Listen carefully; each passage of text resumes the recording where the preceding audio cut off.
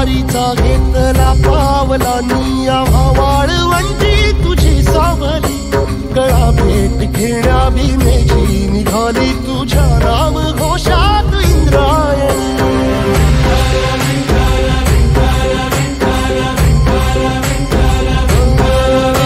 भिडे आसमंती ध्वजा वैष्णवांची उभी पंढरी आज नानावली तुझे नाव ओठी तुझे रूप ध्यानी जीवाला तुझी आज गा लागली